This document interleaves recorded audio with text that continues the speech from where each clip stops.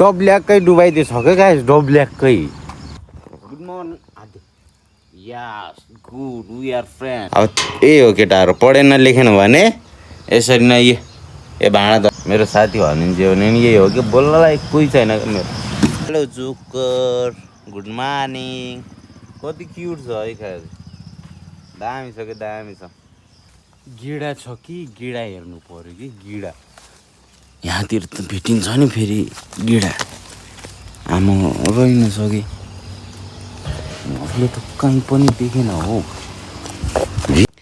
पैसा कमाउनु भयो यसरी भाँडा धुनुपर्छ यति धेरै भाँडा धुनुपर्छ है मैले त यो धेरै पहिले धोइसकेँ हो है अब यही हो केटाहरू पढेन लेखेन भने यसरी नै ए भाँडा धस्काउनु पर्छ यो त अझ धेरै सजिलो हो भित्र किचनको अझ धेरै ठुलो हुन्छ है तिमीहरूले बुझेर पढाइ लेखाइ छोड है guys hello good morning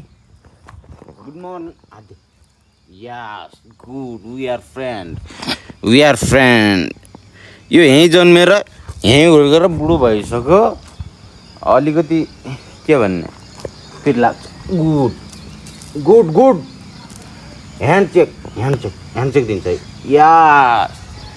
yes now we are friend हो कि होइन के छ फाल्ने गर मासले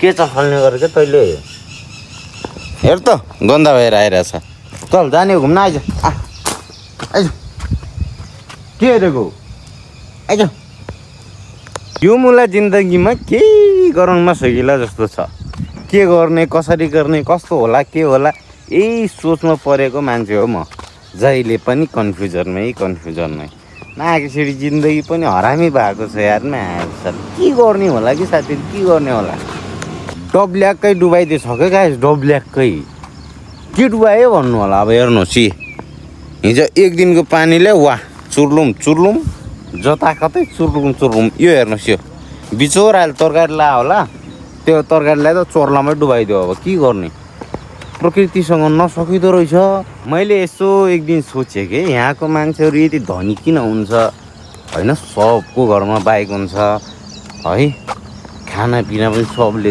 राम्रै खान्छ हामीभन्दा यिनीहरू धनी किन हुन्छ सबको फ्ल्याट छ भनेको त यहाँ सब लोनमा हुँदो रहेछ यहाँ त यार हप्ता भरेको अझ हामी अझ कहीँ कतै कहिले कसो अलिकति छुटकारा पाइन्छ यहाँको मान्छे त हप्ता भरेको हप्ता यस्तो पनि हुन्छ र भने जिन्दगी यार कोही पनि यहाँ छैन कि हामीभन्दा पनि झन् लत भइसकेको छन् सब खत्तम छन् यहाँभन्दा हामीभन्दा पनि है हामी गरिब छ भनेर दुखी नहो केटा हो है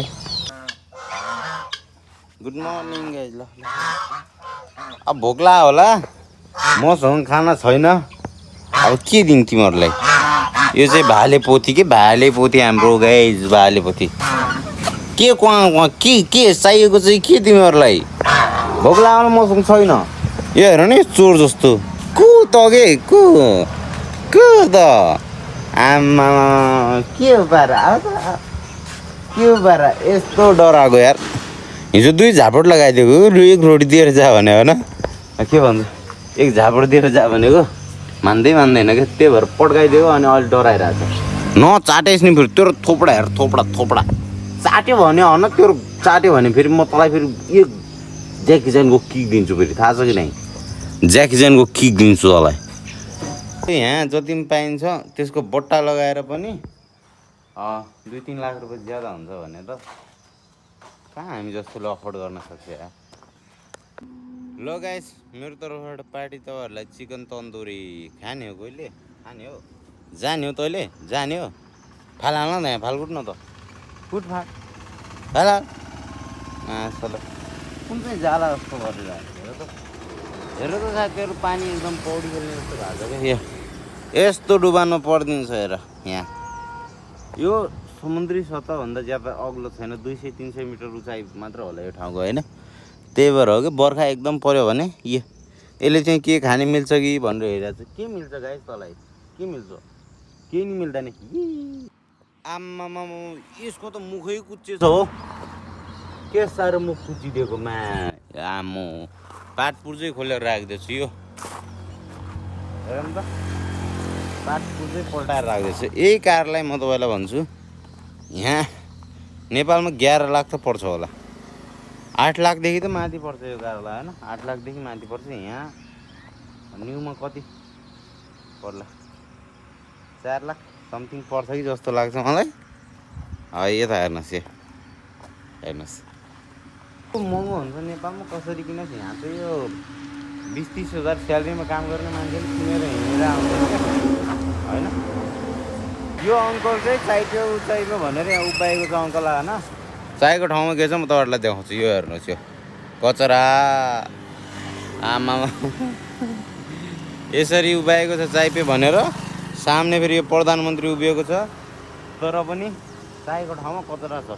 बुढो अलिकति सम्हालेर है, तिमीले अलिकति सम्हालेर चाय बेच्नु पऱ्यो, यसरी सरसफाइ गर्नु पऱ्यो, हो कि होइन।